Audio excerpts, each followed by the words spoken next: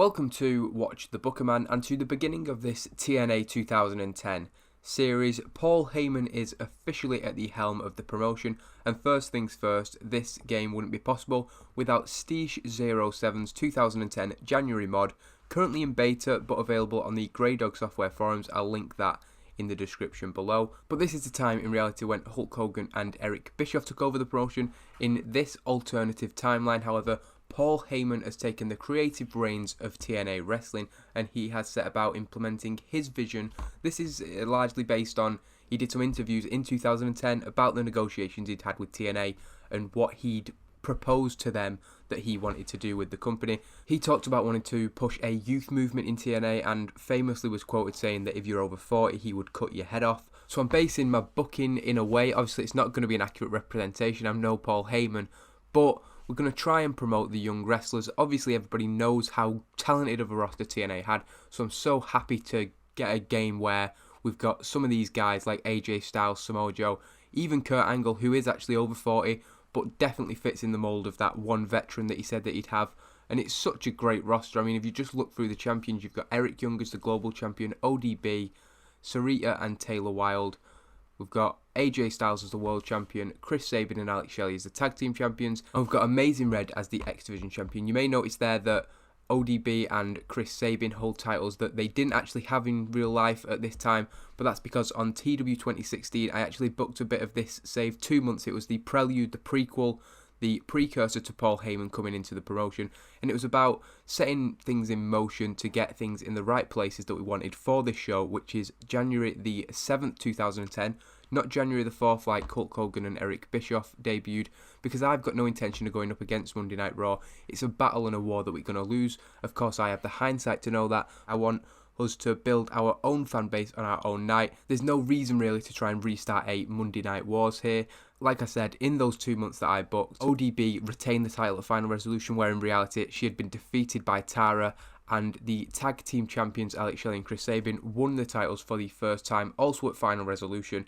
I thought about holding that off until this show, but I wanted to come into the show with the champions really representing TNA, and I think Eric Young, I'm not a big fan of the global title, it was kind of insignificant, and if you look at the previous holders, it's sort of the opposite of the ethos that we want. Booker T, Kevin Nash, Mick Foley and Kevin Nash again, but that was when it was the Legends title, so I'll not get too caught up on that.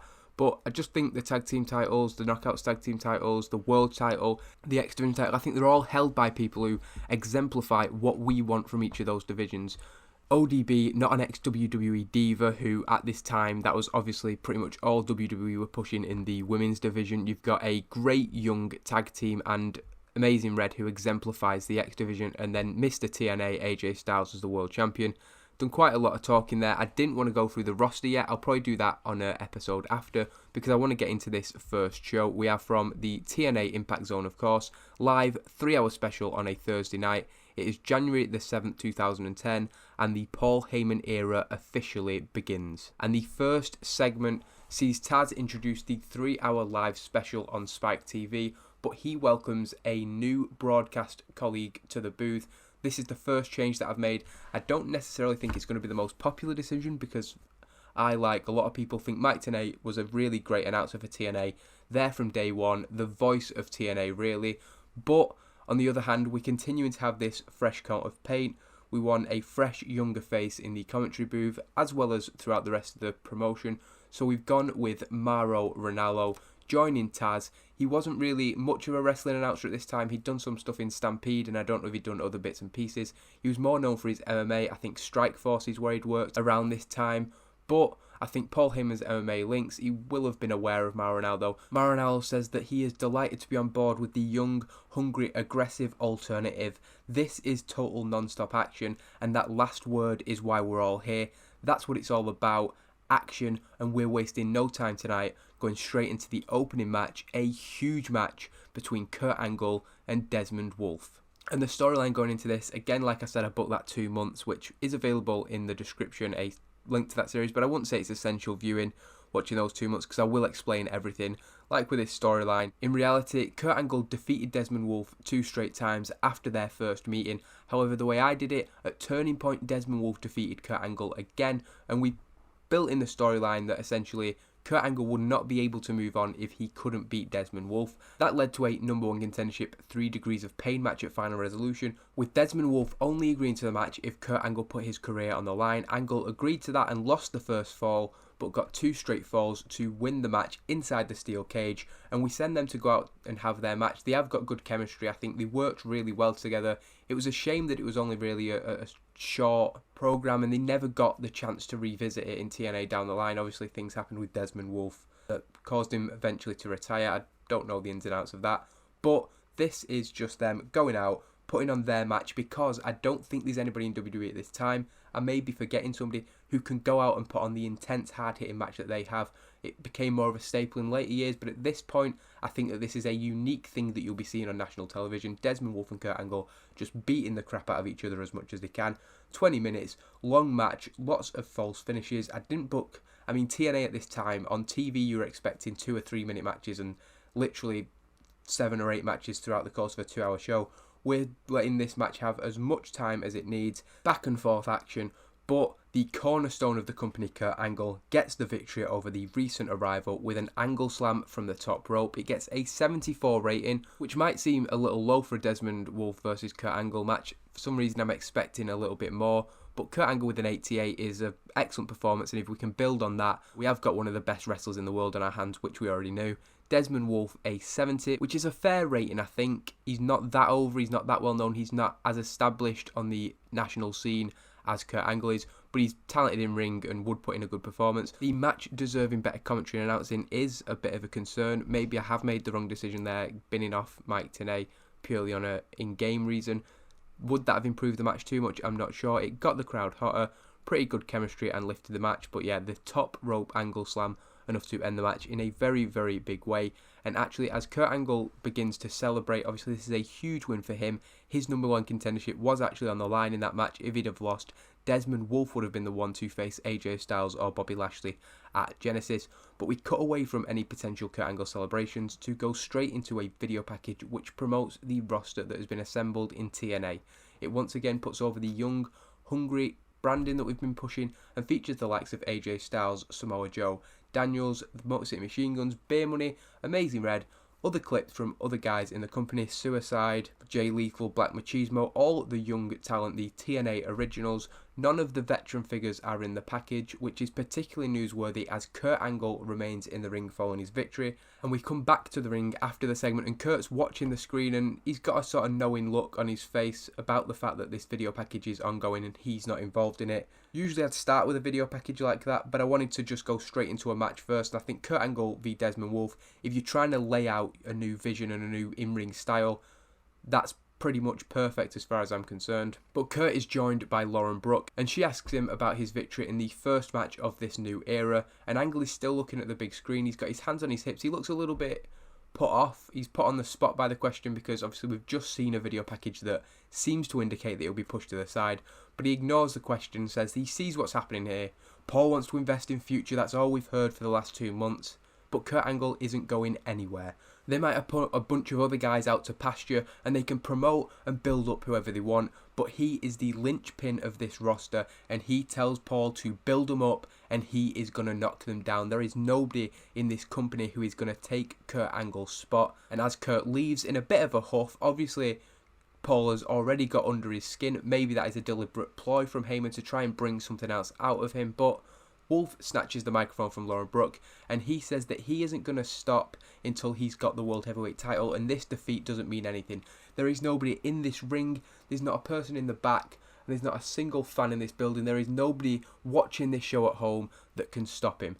This is a cue for Desmond Wolfe, of course, to be proved wrong, as Jeff Hardy makes his TNA return following the first match of the night. He hits a twist of fate to Desmond Wolfe and poses with the fans. The segment ends with Jeff Hardy celebrating a huge debut, or return rather, at the start of this show. Kurt struggled when going off script, as did Desmond Wolfe. Again, the announcing is a concern with Mauro Ranallo here, but hopefully he can develop over time. He isn't that experienced as a wrestling announcer at this point, but the segment serves a number of purposes. It establishes Kurt in that veteran figure position. He is the linchpin of this roster, and I almost feel like, even though it's going to be about the young guys, the fact that we've got Kurt Angle as the one veteran that Paul Heyman spoke about is perfect. There's nobody you'd rather have over 40 than Kurt Angle on a roster. There's an argument for Sting, who is still technically under contract with the company. I'm not 100% sure whether I might bring him back for very, very occasional appearances. Still not decided on that really, although I'm edging towards the idea of just releasing him. But Kurt Angle is perfect for that position. I think you can almost build the roster around him. If you want a new young guy who you're trying to build, Kurt Angle is the guy who you're going to go to help get him over and things. Jeff Hardy's debut. I was a little bit torn about bringing in Jeff Hardy, similar with other ex-WWE guys, but then I looked at how Jeff left WWE. It was about 6 months ago in this save, and actually he'd left voluntarily. He wasn't released or fired or anything, and I think that does make a big difference. We can't really be accused of bringing in a WWE reject when he was the champion going into SummerSlam. He had that great TLC match. This is a guy who's just main evented SummerSlam, so he's hot off a big WWE run, and he's got the popularity, particularly young fans, so the demographic that he'd bring in, it was, in the end, when I actually thought it through, a no-brainer to bring Jeff Hardy in. Of course, we have the knowledge of what happened with him in his TNA run. He had issues with the law and obviously that famous Victory Road match, but I've decided to risk it because Jeff Hardy is a huge name and will get eyes on the product, I think, and we're establishing as well a little bit that Desmond Wolfe still has his eyes on the TNA World Heavyweight Championship, although he's definitely a little bit down the pecking order now. Heading to the back, we see Jeremy Borash trying to get a word with Bobby Lashley ahead of his TNA World Heavyweight Championship match against AJ Styles in tonight's main event. Lashley says that he isn't giving any interviews or talking to anybody until he's spoken with Paul Heyman. Lashley bangs on the locked door of Paul Heyman's office, but gets no answer. A frustrated Lashley is then joined by Team 3D and Rhino, who also have a bone to pick with the new man in charge, but they say that they've got history with Paul and he'll answer the door to them. Team 3D, or one of them, knocks on the door, but their efforts are also fruitless. Lashley and Team 3D and Crystal Lashley all stood outside, looking a little bit tail between their legs. Paul Heyman is not answering them. We're setting something up for Lashley later in the night, and it establishes the Team 3D Rhino dynamic. I'm not 100% sure about their futures at the minute, so the idea that they're a little bit concerned going into the Paul Heyman era, I just wanted to establish that nice and early. Back at ringside, Mauro Ranallo introduces the next match, which is the Ultimate X match for the TNA X Division Championship, and he puts over the concept of the X Division the best way he can. There is no limits to what can happen in a X Division match, and to understand what that means, you'd better stay tuned. When it comes to the X Division, you really have to see it to believe it. It's a simple way to establish what the X Division is about, and also talking about the rules of the Ultimate X.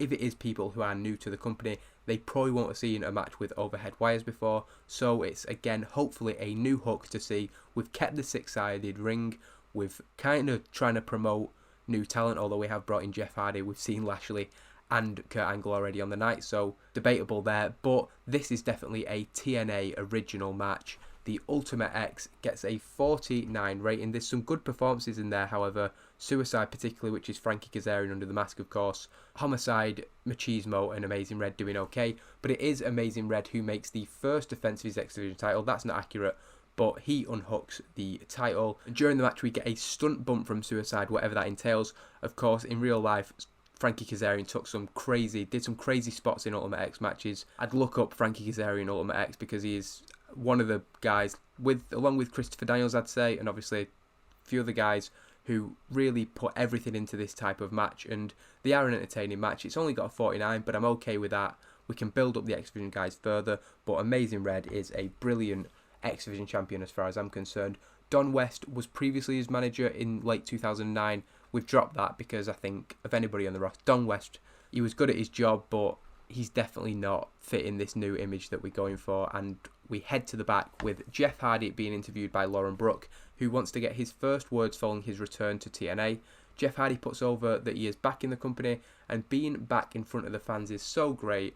And then he talks about the amazing Ultimate X match that we just witnessed. Amazing Red doing a great job. However, when he talks about the main event, his attention is turned away from praising AJ Styles when he is cut off by Desmond Wolfe. Wolfe obviously not happy about what happened earlier and asks Hardy who the hell he thinks he is. He slaps him across the face in response to that twist of fate. Before Jeff could even really process what happened, Wolf had stormed off. We continue there to just brew the issues between them while integrating Jeff Hardy into the promotion. There's often been like a criticism that people coming into TNA didn't give a damn about the company and weren't interested, they're just there to pick up the pay packet. So I wanted to quickly establish that Jeff Hardy wants to praise the X Division and AJ Styles, so just trying to adhere him to the fans, I suppose, and we're furthering the developing or beginning angle between Wolf and Jeff Hardy, although I've not set that up as a storyline yet, so we'll have to do that next week. And we go into a video package that ends the first hour, and it's just promoting the TNA World Heavyweight Championship match in the main event. Mr. TNA AJ Styles, he has been here since day one. He loves the company more than anybody.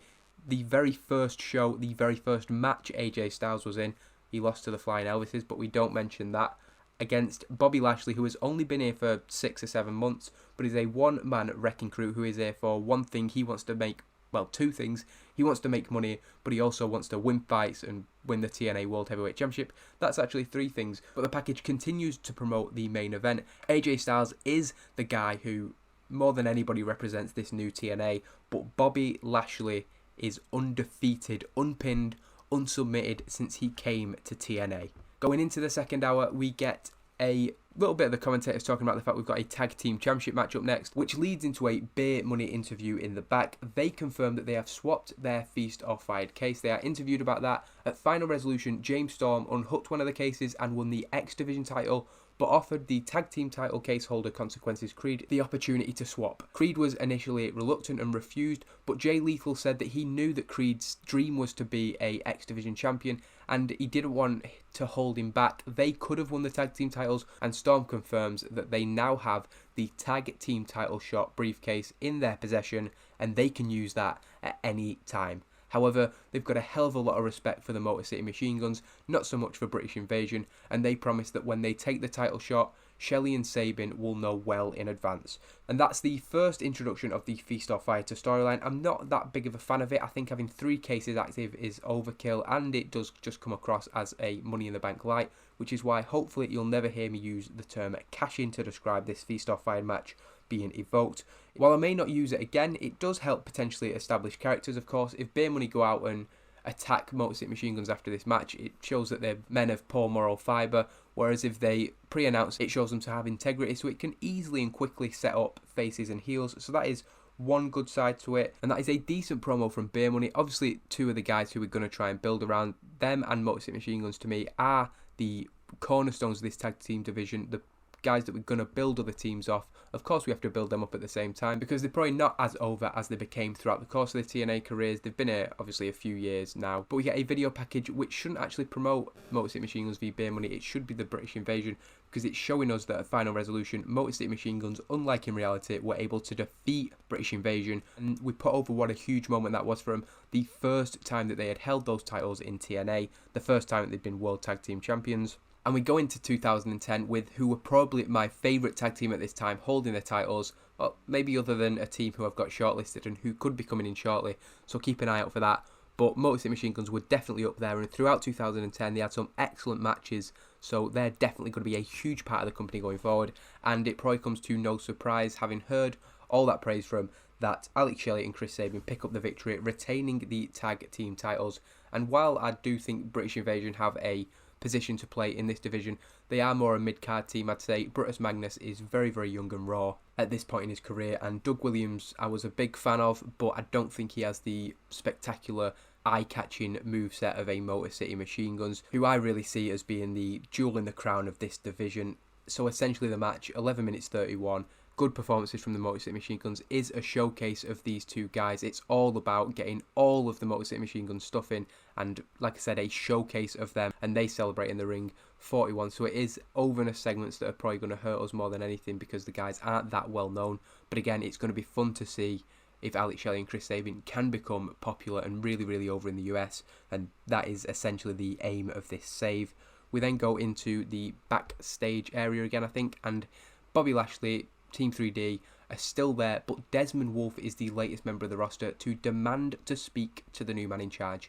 He bangs on the door and he's certain he's a big deal around here. Heyman's going to answer him. When the door opens, Wolfe is very smug and actually turns to the other guys and said he told them so. He doesn't notice that it's not Paul Heyman at the door, but Mr. Anderson. Anderson sneaks past everybody, but he's seen by the other guys, but the door shuts behind Wolf and he misses the opportunity to enter the office. He knocks on again, but it is locked. He tries to get in.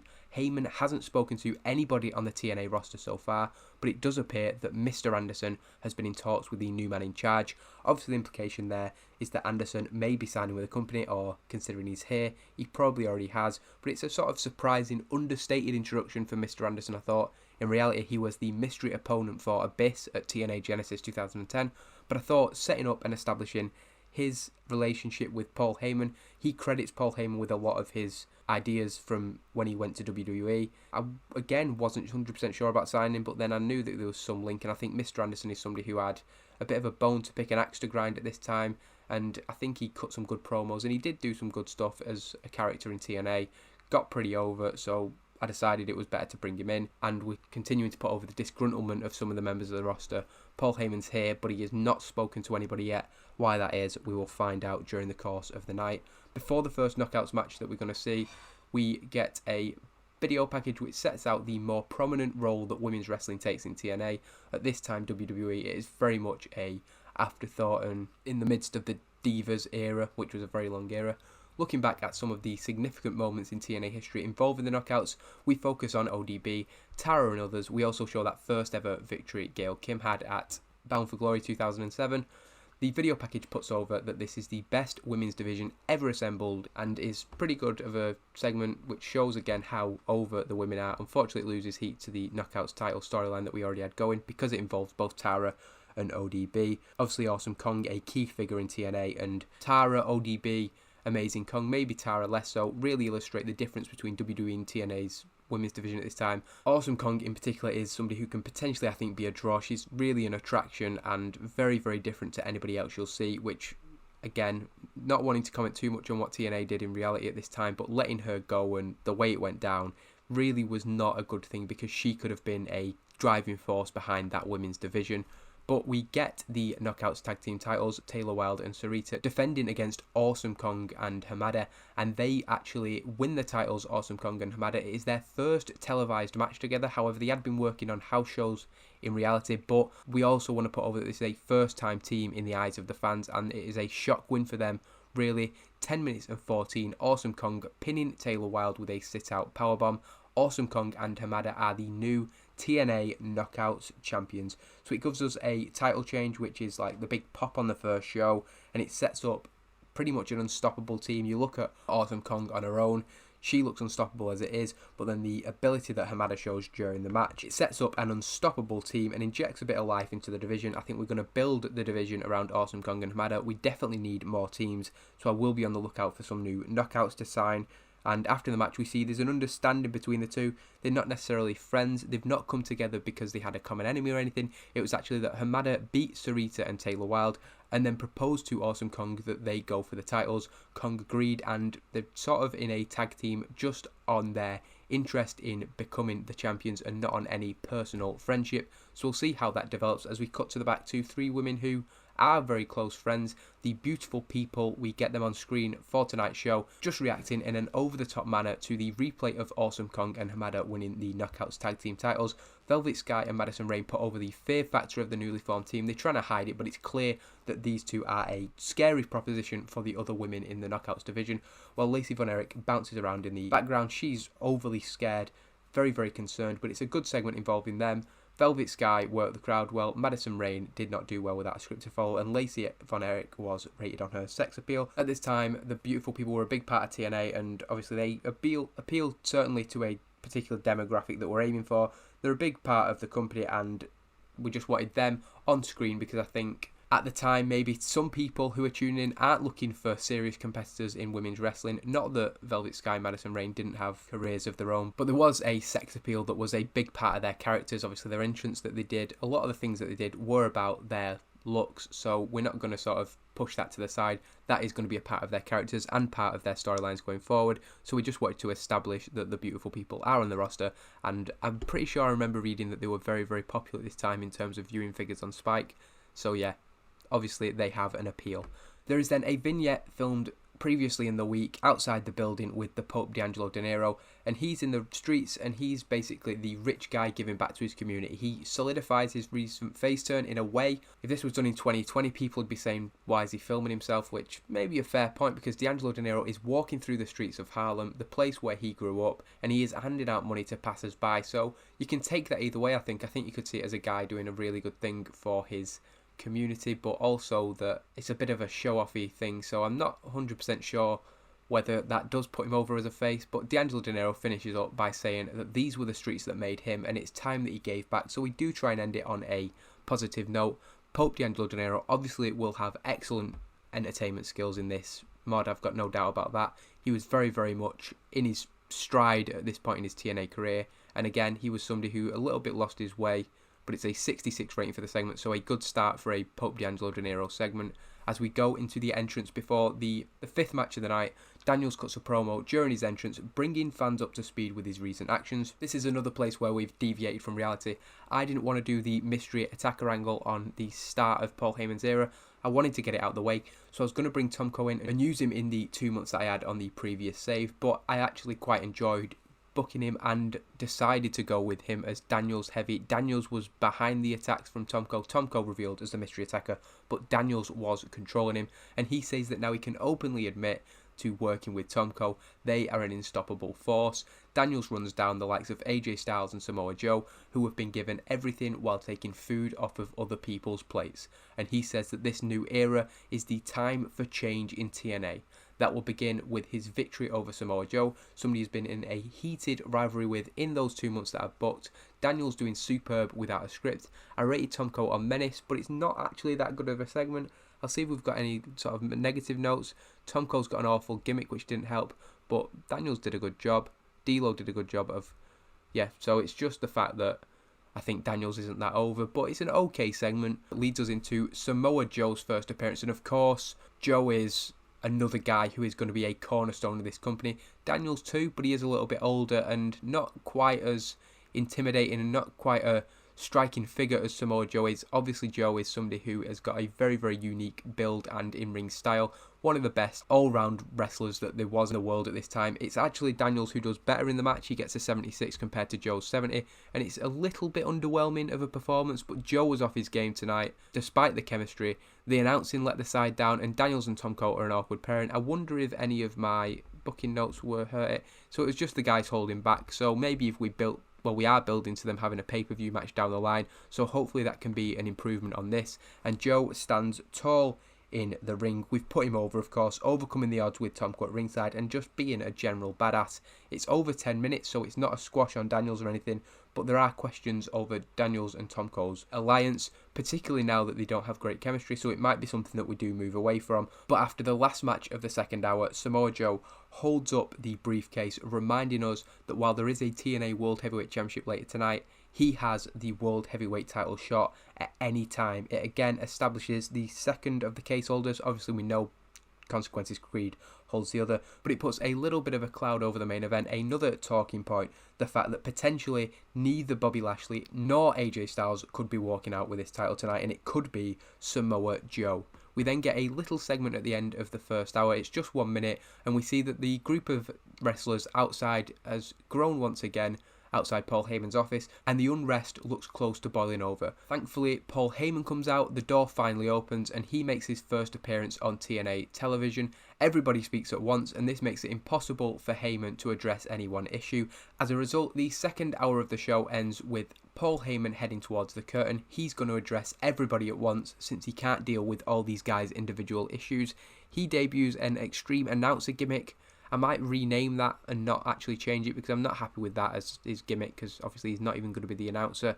It's got an adequate rating, a little bit disappointing, but Paul Heyman, despite him being a big part of this show, isn't going to be a key character on screen going forward, or at least when he is, he's going to have a limited role. AJ Styles opens up the third hour, however. Paul Heyman is going to go to the ring, but he is interviewed by Jeremy Borash in the back, and he mentions AJ Styles that 7 years ago, he and JB stood backstage at a TNA event, the first ever NWA TNA event, and they had no idea what was to come. AJ has had some of the best moments in his life in TNA, but the excitement that he felt on that night, the first night, is the same excitement he feels tonight. This show feels just as big as that first one, and bigger than any one since. As AJ Styles begins to discuss the TNA World Heavyweight Championship match and the honour of main event in this first show of this huge new era, Paul Heyman walks into the shot. Heyman is apologetic to interrupt, but introduces himself to the World Heavyweight Champion, saying that he didn't want to address the world without first talking to his champion.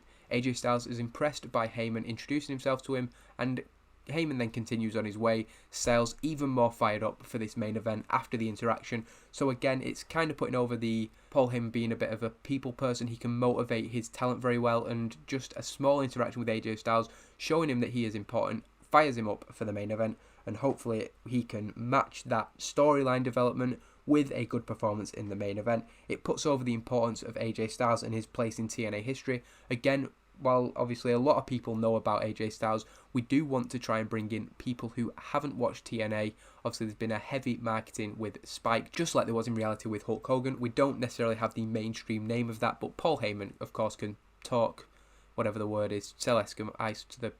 I don't know what the phrase is, but he's good at selling things and putting things over. So if Paul Heyman has been on Spike shows all week, then you know that he's drummed up a little bit of hype. It furthers to promote the main event, and we see that Paul Heyman is prioritising introducing himself to Styles, which shows a respect and a reverence to the champion, and puts over that the World Heavyweight Champion in TNA is a very, very important part of the show.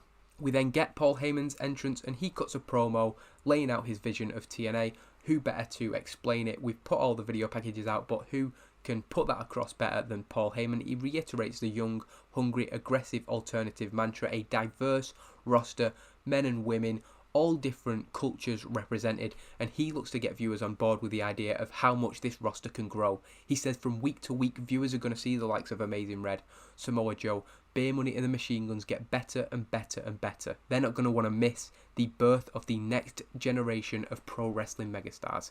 Heyman speaks passionately about the long-term 5-year plan that he has, and assures viewers that it doesn't involve him standing in the ring and talking every single week. On that note, he excuses himself because we've got 3 more matches, including the TNA World Heavyweight Championship match in the main event. Nobody better to communicate the point than Paul Heyman himself, and unscripted promo I think it was, although it doesn't have a note on it, so maybe not. But Paul Heyman is here in TNA, and he is all about those names that he mentioned as well as the others, and growing this roster further and further.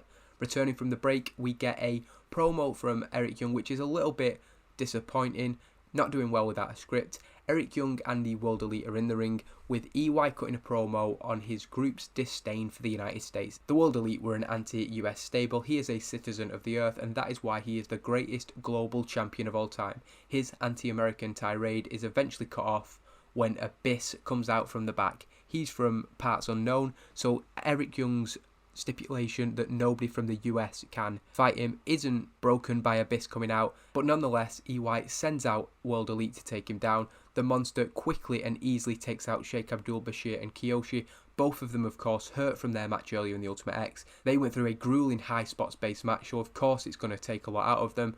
But then Rob Terry goes face to face with Abyss and gets clobbered, knocked down by Abyss, and it's just left Eric Young and Abyss. Abyss points to the Global Championship, and it turns out the unnamed opponent for the TNA Global Championship, EY, will face Abyss. Abyss doing a fantastic performance. We really look to put him over in that segment.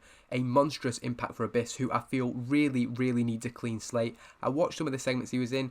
Obviously the Abyss I know is that dominant monster led by James Mitchell, and what he became at the end of 2009, I know they were going somewhere different with a character that had been probably stale for a little while, but we're giving him a clean slate and just going back to that no-nonsense monster. We've got over the fact that EY has a stable, but in 1 minute and 39, Abyss, it says Black Hole Slam, I would have preferred the rack move that he used to do, what was it called? Shock treatment, but nonetheless Abyss wins the TNA Global Championship in 1 minute and 39 seconds. A good match considering the time, and 2 good performances, putting over that squash match well. A shocking quick title change, which is in contrast to the rest of the show. We've tried to give everything else a little bit of time. Of course, we had that Wolf Angle match that went 20 minutes, but this is just 2 minutes. Re-establishes Abyss, like I said, and the longer he has the title, when he loses it, we're going to put over basically Abyss is almost impossible to beat in this with this title. It's a terrifying proposition that Abyss now holds a championship.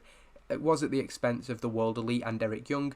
I will build Eric Young back up after this. It's not the fact that I don't think anything of him, that I took the title from him so soon.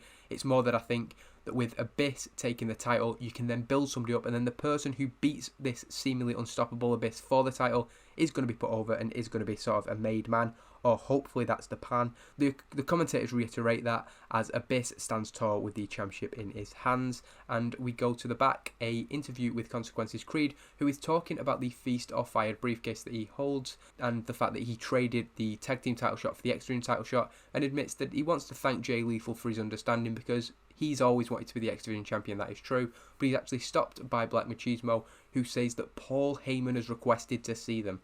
Lethal looks concerned, and as a result Creed looks concerned, and the two men head off to speak with the boss. These two had not so much Consequences Creed, I don't think, because it was just that he was doing a bit of an Apollo Creed tribute, I think. But Jay Lethal is the Macho Man impersonator, which I think was a little bit stale at this time. He'd been doing it for a long time. I watched some matches from I think 2007, 2008, and Jay Lethal had been doing this. So he'd been the Black Machismo for quite a long time, and we do want to move away from that, so we're setting up the story, the wheels in motion. They're kind of the first guys called into the principal's office, so they're afraid of that. We want it to feel like a big segment. This is just based on my personal feelings on the gimmicks that they had, and I think that Lethal and Creed can do better than what they were doing in reality, and that's how that's going to go over the next few weeks as we go into a video package putting over the history that Tara and ODB have had. ODB has been acting a little bit heelish in the build up to their second match. First time round actually at Final Resolution, she cheated to get the win, but we put that down to the personal issues between the two, and as a result it wasn't too much of a heel turn, but we did set the wheels into motion, bringing people up to speed with the Knockouts Championship and the Knockouts Champion. And it is a victory for ODB, who cheats to pin Tara in 8 minutes and 47 with a running power slam, but she does clock her with a flask. She makes the next defense of her TNA Knockouts Championship, and it is a decent match. A 63 from Tara is definitely a very, very positive thing. ODB looking off a game, which again, considering how big this show's supposed to be and considering the fact that she is a champion in a championship match, it is disappointing to see that. I think I forgot to actually set the heel turn for ODB, so we're going to have to continue to build that as more of a slow burn thing. But after the match, ODB sort of solidifies the fact that she's being a bit of a dick. She's a popular figure, but I think a lot can be done with her as a heel now in contrast to the rest of the roster we've got. She's well liked enough that I think she'll probably flip back to being a face eventually, and I think that ODB is a great person to have at the top of the division at this point. We give Tara an excuse to lose, because I wanted to keep the title on a TNA sort of fresher face.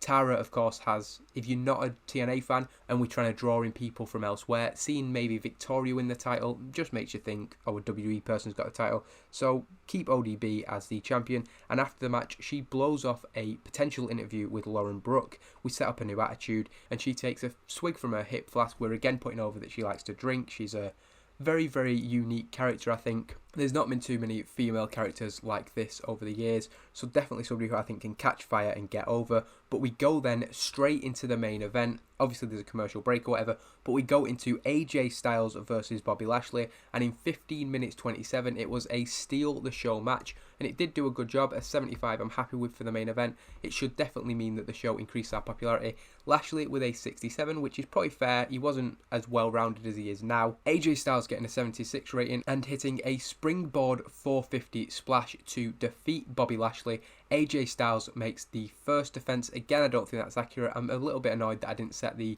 defenses in the editor before, but the TNA World Heavyweight Champion is still AJ Styles. This is Bobby Lashley's first defeat in TNA. He has been here for over 6 months and he has never lost. A huge way to put over AJ Styles. We really had built Bobby Lashley up in the 2 months that I'd booked to be an unstoppable monster. He'd won every match they'd been in, of course, but AJ Styles, Mr. TNA, the guy who this company is going to be built around more than anybody, is still the TNA World Heavyweight Champion.